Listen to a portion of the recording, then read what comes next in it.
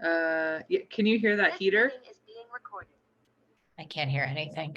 Okay. Very into your leopard. Do you like my leopard day? I do. I love it. It's very I spend so much time with you. I'm just always so happy to see you. I know. I know. It's a Well, happy moment. Oh, for there we those listening, Elisa's part of the All-In coaching group right now. I am. Okay. I'm not reading. There we go. Yes, I am. Very excited. I am so excited. Thank you so much for coming on the podcast. I feel like you really have something to tell us. And I'm so curious about, honestly, there's been such a transformation and I want people to know about it. There has been, I guess. I was doing a little journaling, and it is a very different place. It feels very, very different from when I think it was March that I was it here. was March of last year that you did the podcast. I was going to Disney World. I do remember that. There's the whole cupcake discussion. That's right.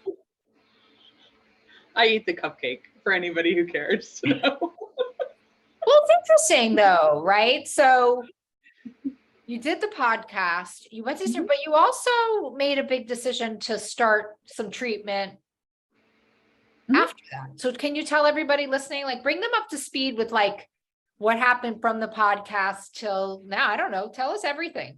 Tell us everything. All right. So podcast was in March. I was going to Disney World. That feel like Friday or something, really, really close. I really, really wanted to do 66 days. I sent out the text on the podcast to my I stopped using this term. What's it called? Power circle. Power circle. Thank you. I stopped using the term because there, and because it confuses me and I don't. Anyways, I stopped and I tried. I mean, I did what I could do at the time, I guess is the best I can put it. I think that's, I don't have to say, that's not nothing.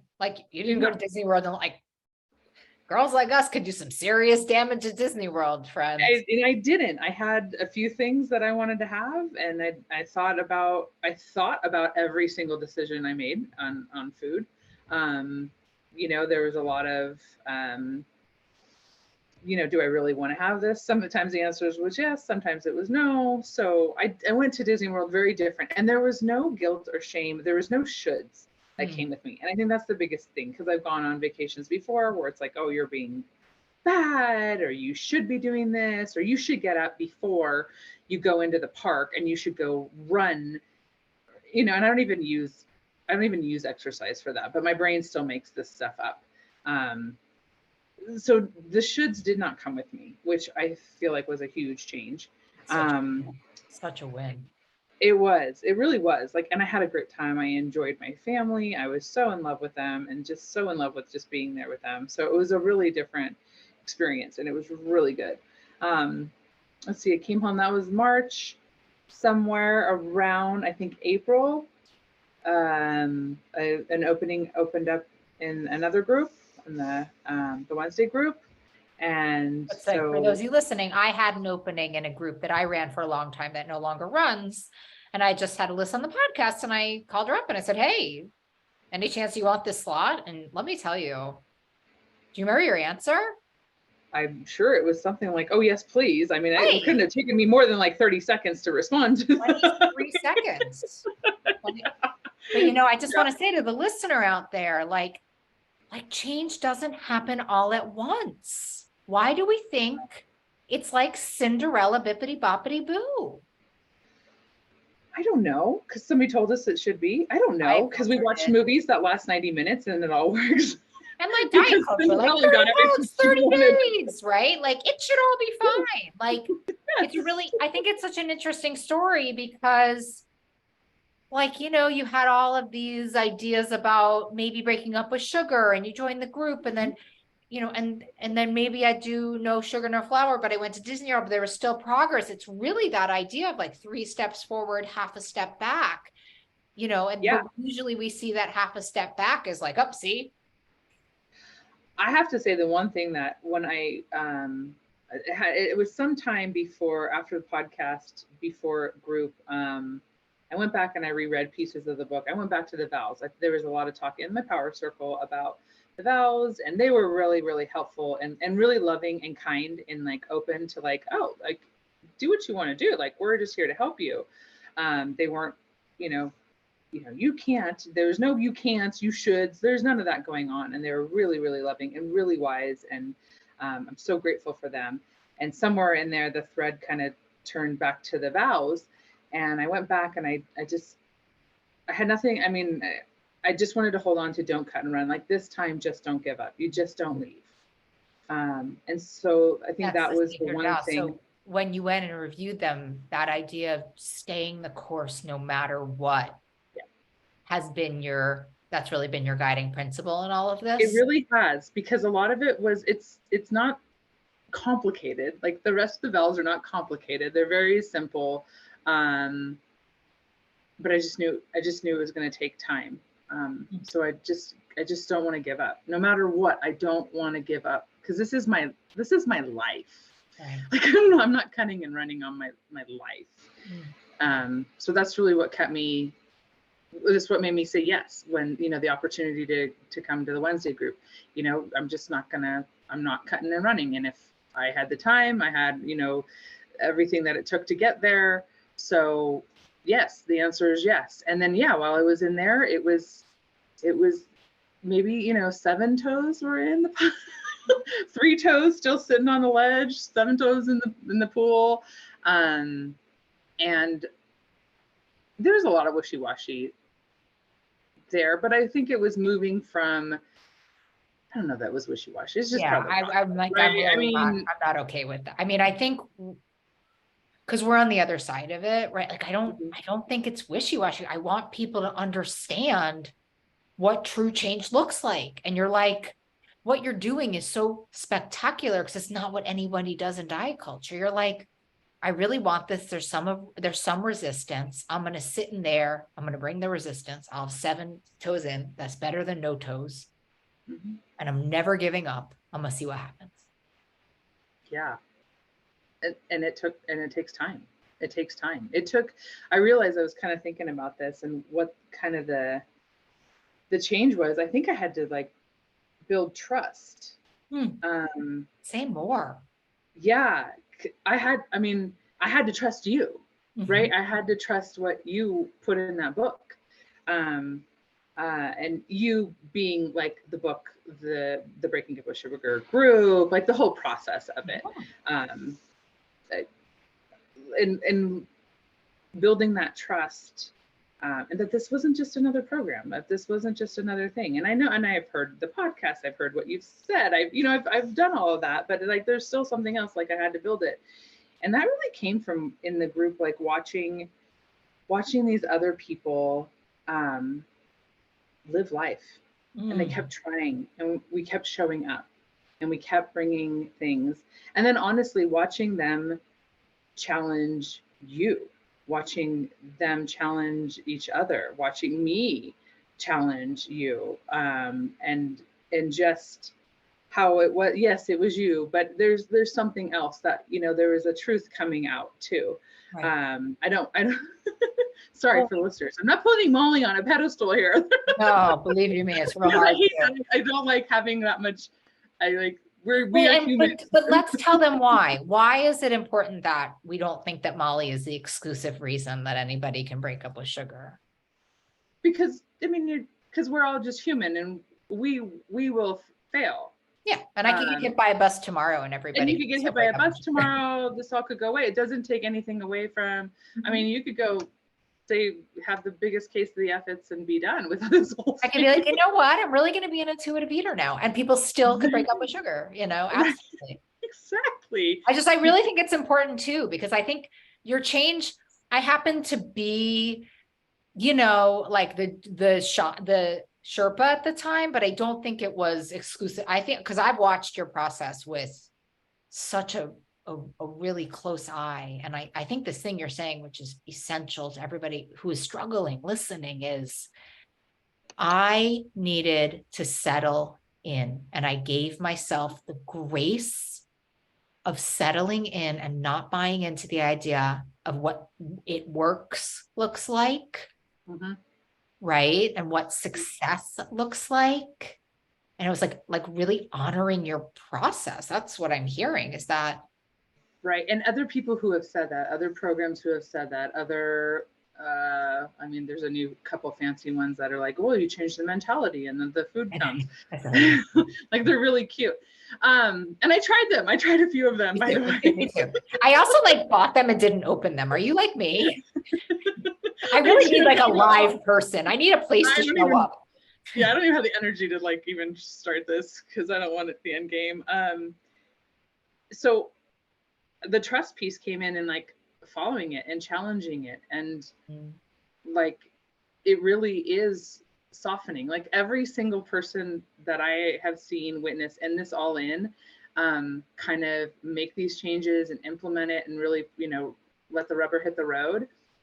They're all softer. We're all softer, which is so counterintuitive to how, I don't know that I was necessarily like raised, but it was definitely societal influences. Well, I don't think anybody, and diet culture, and then everything else. It's, what do we mean by softer? Like loving, like the shoulds, right? Yeah. Like compassionate.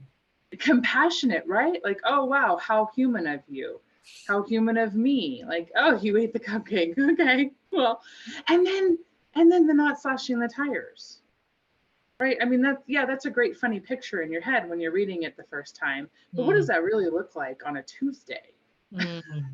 When my, you know, when my son's doing what 15-year-olds do, who, you know, want to do it the hard way, and you know, my mom's calling because her little sister died, and you know, and then my brother's got this amazing announcement of getting engaged, and all of these big life things are all happening on, you know, Tuesday at 11 o'clock in the morning. And now what? Now what does it look like to not slash tires? Right.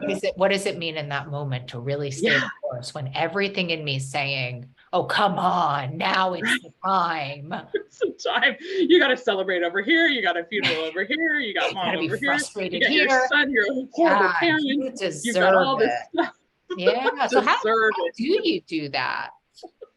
And you did that. So that all happened while you were, because I want to get to how you made this decision to like add help. I'm curious about that. I mean, this whole path for you, I found to be, I mean, ideal, but I'm so fascinated into, because I have to say, like, the thing I know about you is that, I don't know, like you really do what you want to do, and you're thoughtful about it. And so I'm so curious about how you made these decisions. Oh, I'll join Molly's group. But then you're like, you know what? I'm going to join this big, enormous commitment of a coaching group for 3 months. Like, what made you, how did you get to that when you weren't like typical succeeding, right? No, I hadn't broken up with sugar. Still, even in the group, I was still, I don't really remember the days, but I wouldn't consider myself broken up with sugar. And I wasn't even doing the whole like day one thing over again. I was just kind of in it, just kind of seeing what was going on. And that trust kind of came. And at the same time, it's the time. So the trust kind of came in the program, and I could see these other people doing it. I could see your idea and philosophy and what you were saying, just standing there quietly, letting everything happen, but still coming back to the same principles and the same ideas and the same compassion and correction. Curiosity was a big one. So it's just these words and these ideas and, oh, what's a feelings wheel? What do you mean I have feelings? What do you mean? It's not just, I actually went back and listened to my original podcast. And I don't know how many times I said I can't. And I don't want to, and it's too hard. Remember that. Yeah. Because too hard ruled my life. And I've heard it on other people. Bless you. You say what you mean by too hard ruled my life. I just get to a place where the anxiety, the overwhelmed, the frustration was just too hard. It was too hard. It was too hard to think about what I was going to eat at lunch. Like, it's just too, I don't have enough time in my day. I mean, do you know that I'm the, the sole financial support for my family.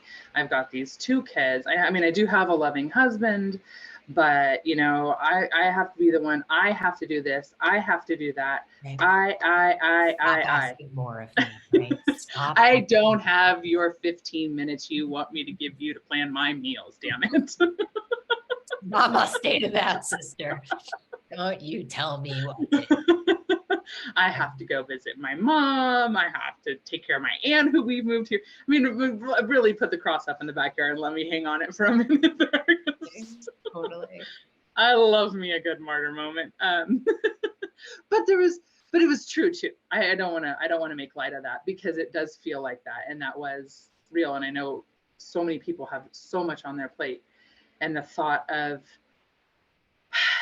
putting something to the side of the plate to put me in a bigger spot feels really selfish. I don't think we're taught to do that. Certainly in the way certainly not as cis women. I mean, no, absolutely not. So there's a lot of, I mean, it sounds funny, but there's a lot of truth to that too. And there's a lot of accolades for being busy, right? I mean, you get a lot of rewards for that. Sure. Yeah. It's why workaholism is probably the hardest addiction to give up. Oh yeah. That one I can't, well, I gave that one up, but. Good for you. That's actually I'm working on that as a whole New Year's resolution, which I'm so pro New Year's resolutions these days. It's my big New Year's resolution is to enjoy my life more. Yeah. No, that's kind of mine too. I love it. I love when the same. So I love what you're saying, which is there's really no. Well, you really had a good story of why you couldn't change. I did. I mean, I'm 47 years old. I run my own business. I've got, this family. I've got a very big, beautiful, active life. So where was I going to find the time for that? And I don't think I'm unique or special in that at all. I think, frankly, a large portion of us are walking around the same way I was. Mm-hmm. And no, I'm not 300 pounds. You know what I mean? I can pull off that middle of the road kind of gray area. Mm-hmm. But I'm also not comfortable. I have arthritis. I'm going to find it harder and harder to keep up with kids and do the things I want to do. So I think I'm wonderfully average, honestly. Yeah. Is there any part about like the other part of like the non-physical part of the addiction that got into your why, like any of that compulsive thinking, or did any of that hit the why or no? Yeah. I just, cause it was behavior. It was just ugly behavior for me. Tell me more. Yeah. Like standing in the pantry, taking down a whole sleeve of like 2 rows of the 3 rows of the Oreos, right? And then eventually by 10 o'clock the next morning, the 3rd one is gone. I don't know. I mean, I'm sure my son had something to do with that, but he was not the but not entirely. Right. No. But we had to buy the family pack if me and my son were going to go at it. And I'm a good addict, so I will always buy enough for others. Me too. So that they don't always replace. Always replace. Yeah. Well, my shame will always replace, Yeah. My shame's like, well, I'm a terrible person, so here are your Oreos back. Here you go. I'll buy you more. And also, please don't talk to me about my addiction. Here are your Oreos back. Exactly. So I think for me, it was more of the behaviors, and it was the time consuming. I spent, and I mean, still, I spend a lot of time thinking about my food and what I'm doing, but it's a very different conversation in my head. Yeah, it's a service awareness now. It is. And it was just obsessive thinking. And I have to say, since reading the book, since joining the Breaking Up with Sugar group, and then doing the podcast, and then joining the Wednesday group, the negative stuff did start to pause. Mm-hmm. I could catch it. I could turn around and I could say, no, that can't be true. And a lot of that came from looking at other people in the group, like, oh, I wouldn't think that she's a horrible person just because she like fell into the chips and salsa. Like, right. Come on, like you're not actually talking murder here, right? Give the girl a break. She's just doing the best she can. Yeah. So I do have that, like, so if they're okay, then why not me? Like, am I really the worst person on the face of the earth? That's really probably not true. And frankly, a little self-centered, honestly. That's right. Yeah, I think So that kind of built some more room, and then just hearing new language, hearing the compassion, and fight.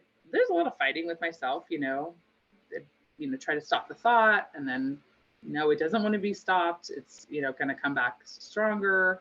So there's some volleying there, but just staying this, keeping my feet where I knew I wanted my feet to be. Well, this is I mean, you really took the sacred vow. I mean, what you're saying from the beginning, which is I reviewed those vows, and like no sugar, no flour. Okay. But the one that I promised myself, which is what I asked you to do in that book, is just like, I don't care what you do. You just do not give up on yourself. I mean, that's the story here. But there's such a beautiful grace in it, because not only did you not give up on yourself, but you sort of gave yourself what you needed, which was not typical, like, get in and knock it out, like that just wasn't your story, and you leaned into what your story was. Yeah. And I really had to put the weight release. I mean, I picked up your book because I wanted to lose weight. Okay, who doesn't? It all started, right? Very few people pick up that book because they want optimal health, and that's okay. No. I want to see if you're listening. Don't matter. Don't matter. No. I heard somewhere in here was focus on the weight, lose the recovery, focus on the recovery, lose the weight, right? And so some form of grace did land somewhere along the line that said, how about you worry about the weight a little bit later? Wow. Yeah, let's put that on the shelf, because I have enough experience, and what anybody listening to you right now has enough experience to know that, that's not really going anywhere. But it's true, because I think when any of us get hypervigilant about weight, that's when the binging starts. Yeah. Because there's never enough. There's never enough release. No, it's never like that was a false target, right? It's a false summit to just get there, it's a false target. Yeah, that's exactly right. It is. So I somehow just kind of was able to put that on the shelf and go, like, look, this 40 pounds is going to hang out. It's not going anywhere without me. It'll be there for me to work on later.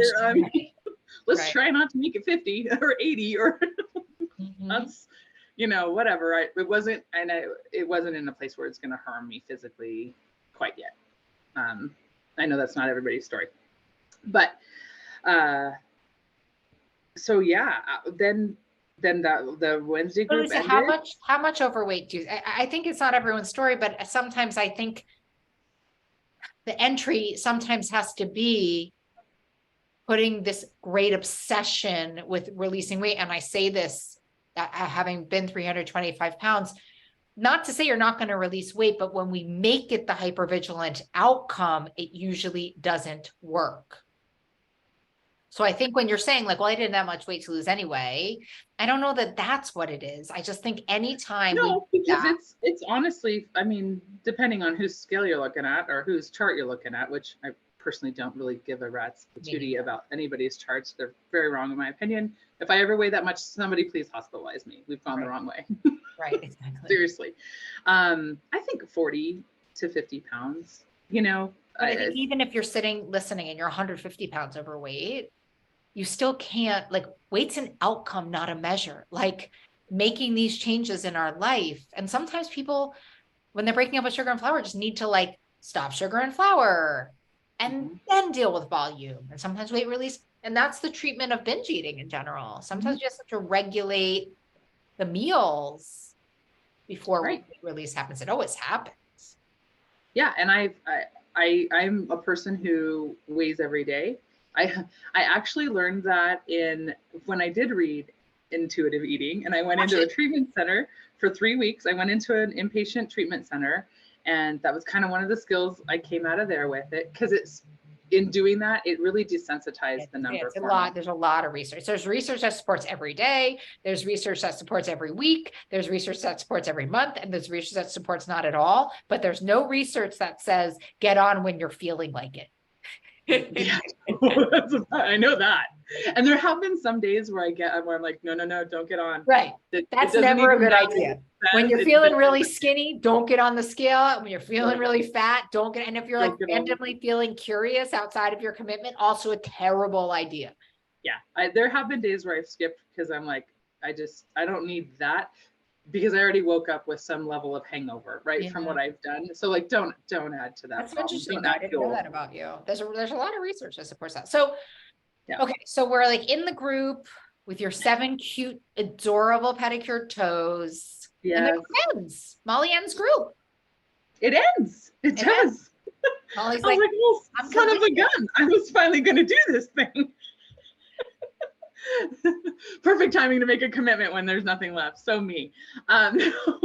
Actually, I think I just, working through all that, and I really knew I needed more. I wanted more too. I wanted more. One of your podcasts, one of the guests says that they finally decided to treat this as a primary illness in their life. And I heard that, and I carried that with me.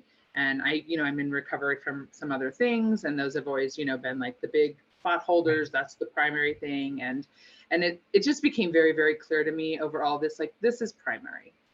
This is right up there, neck and neck. This is my health. It's not a moral issue. I'm not a bad person because I want to eat, the stuff. I'm not a bad person because maybe I don't know how to deal with emotions or even know how to label them. Right. Big learning curve on a lot of this. Getting there, yeah. Yeah. So it was a bunch of little pieces, and it was the time. It was just the time, and keep coming back, keep showing up, keep my feet where they need to go. My brain eventually will show up. And it did. That's, I think, just it is like my brain eventually decided to commit. So then when the all in became an option, I had to, and I could, I had the time, the resources to do it. So the all in was presented to you, and the all in is like, every day you get online and you post in a Facebook group, you make really solid goals for yourself. You go to a group every week, you watch a video and do homework. Like, you just told me this thing. You're like, I'm primary breadwinner. I have so much, like, how, like, it costs money. Like how did you get there when you only had 7 toes in? Like, didn't you have a fear like, oh my God, this isn't going to work, there's no reason I should do it? Like, what happened for you? I didn't by then. I didn't, because I had been around long enough to feel that this was it. Because the things that I heard weren't crazy. It's not nuts. This isn't like drinking the Kool-Aid. I mean, it's pretty logical stuff. Right. You're not like, what a genius program, Molly. How am I going to get well from that? Right. And it made a lot of sense, and I could see it working in others. But yeah, I mean, it was especially the financial piece, to be honest. Like, I'm like, hey, like, why would you, keep spending money on something that you're not? It's such a hard part for people, I think, with a chronic diet failure is to, and especially when, you could go join Weight Watchers for $8 a week. It's like to spend big money on something that you've only experienced failure with. I think it's its own podcast, to be honest, right? Because it's like, I'm not worth it. I'm going to screw it up anyway. But to be honest, it sounds like how your vision of what real recovery is shifted was such a contributor to it. It really was. And I figure, I mean, if I draw that money out over the next 2-3 years, right? Okay, so I have to fight this thing. This is the alternative, is I see it. You kind of have instructed me on how to do. You are also an accountant, so I feel like this is like very in your wheelhouse, what you're about to tell us. So the 4 square thing, right? Right. The pros of being in, the pros of being out, the cons of being in, the cons of being out. There's your 4 squares. So let's say I'm out, right? I run the whole scenario, I stay out. Okay, so I keep doing this. It's too expensive. I'll figure it out on my own, whatever. I'm going to fail at this. Okay. So next year, how much money do I spend over the next year? Of Weight Watchers is a big one for me. It's my go-to. And then I was actually looking at, so I have had the gastric sleeve procedure. But you can do a bypass procedure after that. So that was already on the table. So it was already, when I hit the number, this is going to be that. And even if I medically can't do it, I've had people who've gone to other countries and had it done. So I know the facilities to go to. I've been their companion. So there we go. There's the next on the list. So I'm already halfway through the cost of this program. Right. Just getting to Mexico, you mean? We're just getting to Mexico and I'm already back. So I'm halfway there. And then, you know, there's bigger risks involved in the bypass. So let's hope nothing medically goes wrong, because there's an extra couple grand right there. And, you know, like, Well, that's and not to mention the reasonable way to emotional, the emotional torture that this all has taken on me. And I don't know that I would have made the same decision if I hadn't already started to feel the relief and the hope. I may not have been practicing it, right? but I believed the other people. I believed you, but I probably believed you last. Yeah. I mean, because you're the one selling it, right? Oh, 1,000%. I'm completely unreliable in that way. I make a buck off it for sure. No, I think it's true. But you were around other people who were doing it and saying it too. Yes. And that breaking up with sugar community on the Facebook group. Yeah. You know, I started to find, you kind of threw me into the deep end. Thank you. Big loves. You also threw yourself into the deep end because you committed to come on the show. Come on. I did. So I could feel it. At least I started to believe that it was true. So I did start trusting that. So without that, I don't know that I would have been all in. But enough of the little pieces started to give. And then if I run through the scenario of not doing it, okay, so I gain the extra 50, I go to Mexico, I have the surgery. God only knows what I've done to my husband and my marriage and my kids in the meantime, because this is not pretty. It is small, it is snippy in my world, it is judgmental, and it is harsh, and it's mean when it comes out of my mouth at my kids and my husband. It's mean. I get it. And it's not big fights. It's little daggers that just get chucked at them across the table. Like, oh, you're really bringing me back, sister. Sorry, Lauren. So yeah, I mean, I didn't have anything else to say. I knew there was hope here. I had seen it. I had also held the same weight for a year at that point.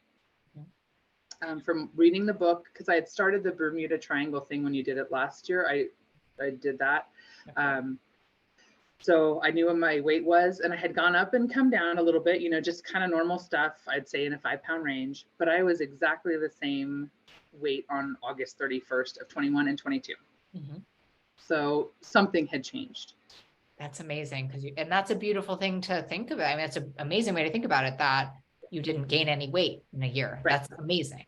So my question is now, so you joined the group, but I mean, not to like, again, idealize you, but I mean, you really took all in to mean all in. I mean, you can join a coaching group and be half in. I mean, what inspired you to do all of the things all of the time? Because I was going to treat it like inpatient treatment or outpatient treatment, right? I had done it before. I knew what going away for 3 weeks looked like. Not really, couldn't really happen in my life at this point in time. And that was the other thing, is that if I was going to go into inpatient treatment, that was going to cost me more because my insurance was complete hooey. So interesting. This is a way cheaper for me. By the way, going inpatient has impact on a family system. I mean, if you're talking about that, not to say it isn't a great idea if that's where you are, but. And I have to say, when I went inpatient before, it actually removed the suicidal thoughts from my brain. So it saved my life and saved my family. I love a good inpatient experience. Yeah. That changed that permanently for me. So thank God for those. Thank God for them. Yeah. And it was all intuitive eating based. So whatever, it worked for them. Right. Whatever. So yeah, it was, I was going to treat it like an outpatient treatment. That was a pretty lofty goal considering my busy life.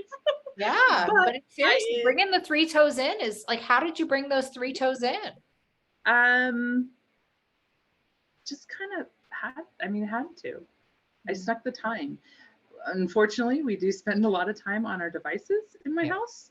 And it's something I've complained about and I try and change, but I really stopped complaining about it for a minute. I'm like, okay, well, at least I get to sit here and be on the Facebook group. Right. Right. Post my goal.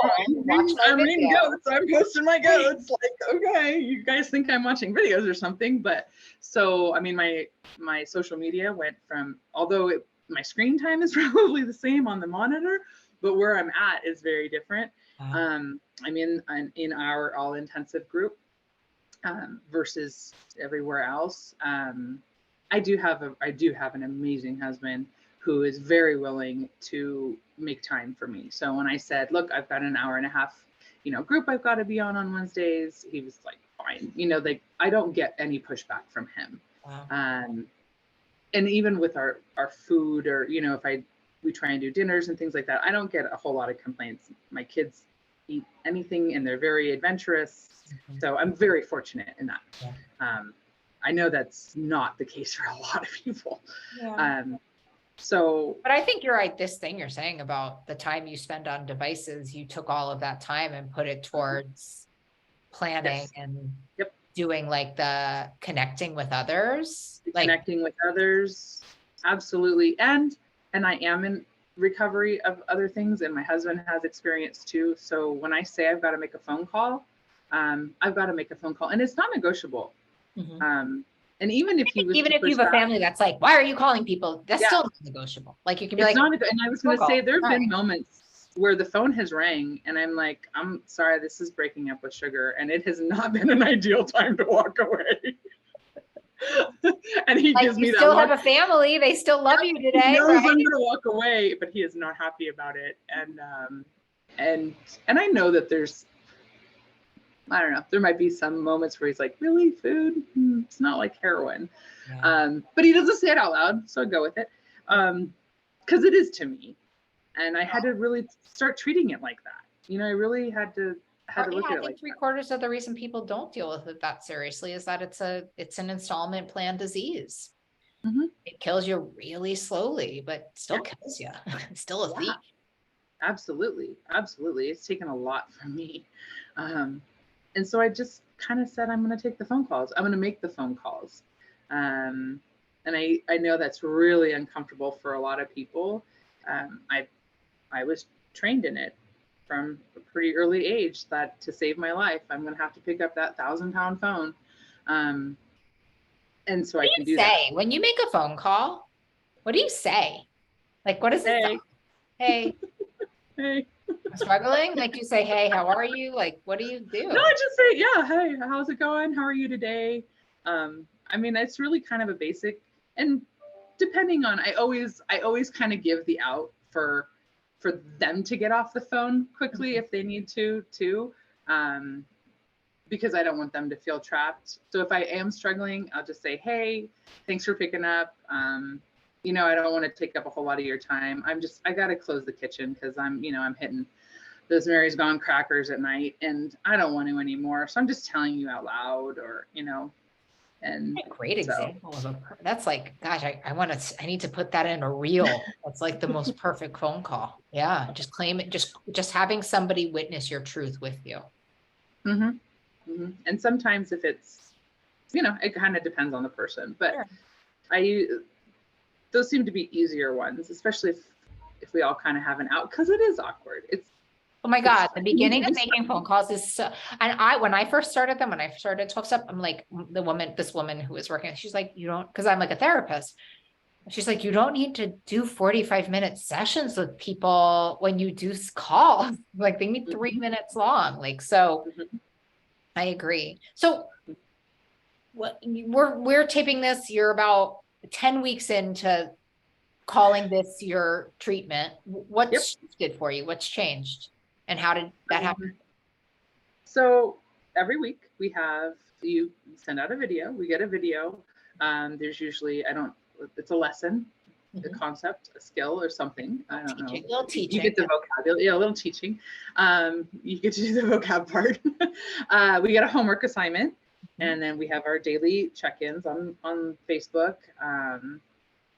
So all of that has kind of changed everything. Now, that was a real bypass version of this whole thing, right? I'd say the biggest things that have changed are identifying emotions, being able to identify emotions, which kind of created a pause. So it builds some space between feeling, thinking, acting, right? Even if I can't identify it, I know something's probably going on. And I have a little faith. I have some ground under my feet that says, I can pause right now. The world won't end right now. And I realize that feels like an extreme response, but I really did feel like that. Like it has to happen. Of course. You're habituated. That's how you've gotten to binge. Right. The world's about to end if I have this feeling, so I'm going to go binge. You had to break that. That's a big cycle to break. It is. And so building just spaces in between the steps there, that's one of the major things. And then getting skills on what to do now. Okay, great. There's a space. There's an emotion. Now what the hell do you want me to do? Because I don't want to eat over it. So now what? And now I have some now whats.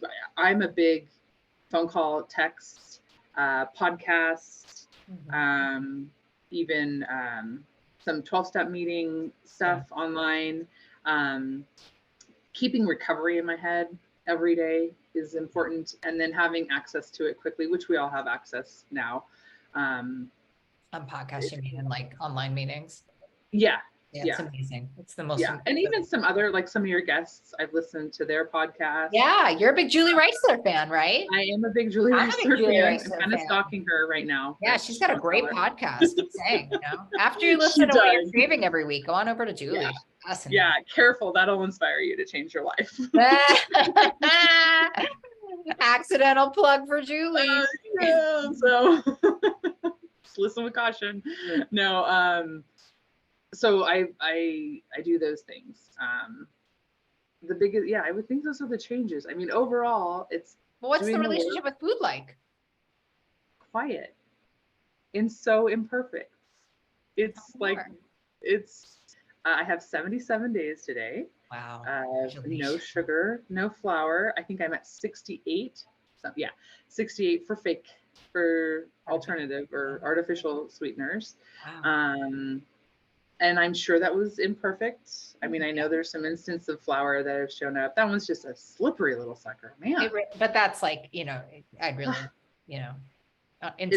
intentional use, Right. And I did go on vacation, so I did not go to Disney World, but I went to Dollywood. And I did not eat the funnel cakes, which smelled amazing. And I did not miss them either. So there's, in 1 year, a change. The relationship is quiet. It's not perfect. I do not follow an RRP yet. I love that about you. Can I tell you something I love about you? Sure. You so honor your own pace. And if you lean in and say, you always have to be in a relationship with food, then what's the rush? If you want it to be lasting, you can't be scaring yourself with all of this ultimatum shit that we do. I got to do it. I got to do it now. You're just like, hey, here's what I can do today. Okay, I can do a little more tomorrow. Okay. I mean, this is such a beautiful story of what change really looks like when you honor your pace. I don't even have words for it. And I don't know that that was what I thought I should do first, right? Is get on the RRP. And in one of our all-in sessions, you're like, nah, we're going to talk about that later. You're not going to do that now. And let me explain why there were people listening. She's like, I just want to do the full thing. And I knew her. And I was like, well, why would we set you up for failure? Can you just do 4 things? Right? Can you just do no sugar, no flour, no artificial sweetener, no liquid beverages? And that was a big ask. Yeah. But when you're presented with this big RRP, everyone's like, you have to write a book with the exact thing, but break a book down into its little parts if something's resonating with you and you're not getting it. That's a principle of behaviorism. You give an animal something too big, it just walks away from the goal. Right. Yeah, I have a very low goals, but it's moving, but it's good. It's enough. I also looked into my physical hormonal health. I'm of that wonderful age where things start to change, and that's just amazing. And I got that taken care of, and I think that has helped a lot too. I think I'm fighting this uphill battle, and since making some shifts and getting on some hormones and doing some suggested stuff for my medical supports. I don't know if it's that or the sugar, but I have released a little bit of weight. Yeah. I mean the smallest bit.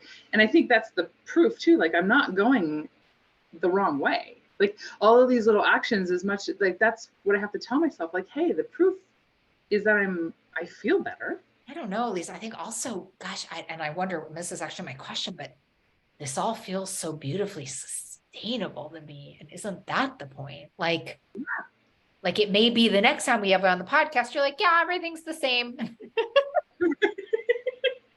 Like, I weigh and measure a little more, but like, I'm good. Wouldn't that be incredible? But that's the whole point. It's like, it's just not that exciting. It's just, you know, like, here we are. Yeah, and I'm just learning how to live life on life's terms without turning to the food. And on top of it, it's actually been a lot more than that. Like I know how to go figure out an emotion now. Mm-hmm. I know that it's too hard is never going to be solvable. But if I go from it's too hard to I'm overwhelmed because, you know, maybe I'm not being honest with my partner or my job or my mother or, you know, myself about what the hell's going on in my life and what I really need. And, you know, I have all those pauses. Well, you have to put down the food, I think, in order to really be able to master that. You know, not entirely, but I think, and learn the skills to do it. I mean, it's just, it's an amazing, I mean, you know, listen, I also want to say in the spirit of nobody being unique, like the research on change, especially Dee Clementi's work on change is you. It's like, it's real slow, it's real gradual, you know, and it's about being reliable. I mean, that's really what you've done here. You have, I mean, it sounds like a very different relationship with yourself out of this. I do. I feel really kind of completely different and stable and calm, even though there's a lot of chaos. Yeah. And there's a lot of uncertainty and there's a lot of fear. But I'm okay with it. I am comfortable being uncomfortable. Because my foundation is okay. Like I know how to make it through. And I have to, like, for the listener, because I just heard myself go, what, you just gave up sugar and everything's fine? Like, one, okay, that was really, really hard to just give up sugar and flour and artificial sweeteners. I will still attest today that the only thing that calls me is the fake sugar, that Coke Zero, man. Oh my God, I do not know what to say to that. It's just like really, like Coke Zero and Diet Coke are more addictive than like. That's a real thing. It's a real, no, it actually, like there's like research on it. Yeah, like I think it's a fountain soda, Diet Coke, and a vanilla soft serve are the only things I ever crave. Oh, yeah, sounds good too. I know pizzas. I miss a good pizza. You know, but you know, and when I get there, I go, you know what, maybe tomorrow. And also, like, what are you feeling? Right? Like that's another great one. Right. Like, what are you feeling? What is feeling like you need to go eat pizza? It's not just hunger. There's going to be other things, insecurity, feeling, you know, loss, whatever it is. And if it's just hunger and if it's just, wow, pizza was good, then I can go, yeah, that was really good. That was really, really good. And it doesn't really serve me right now today. And that's, you know, that's the big thing, is adding the word "and" into my life. That is a huge word. It takes up a lot of brain space now, because there are a lot of ands going on at the same moment, and to be able to see them and not catastrophize the whole thing, because I've got a little dark cloud over here, and hurt myself and all of those things. Like I kind of got a lot of columns. I'm an accountant, so give me my Excel reference. I have all of my columns of ands going on. So that's that. And I have a whole list of things that I still want to look at and change too.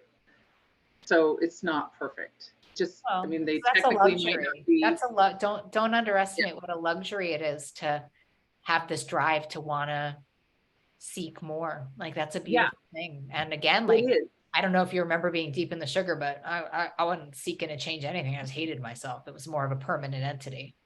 Absolutely.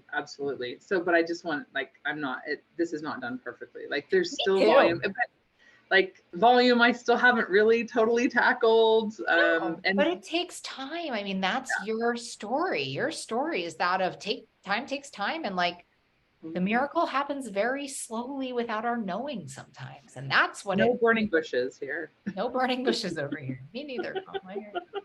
One day I was like, you know what? I haven't binged. Let me see how long it's been. It was 57 days. I was like, oh, that's something. Okay. Yeah. Maybe we can run with this. Well, Yeah. I love you.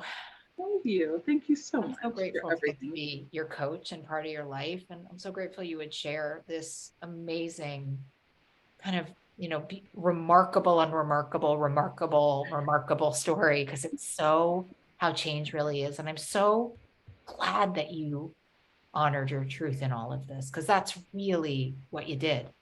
This is what's true, and this is how I'm going to do it. Beautiful. Yeah. I guess that's it. Thank you for, clearing away some of the shrubs there. Make Love the you path. so much. Love you so much. Thank you so much, honey. I love you. Love you. Thanks. Mwah.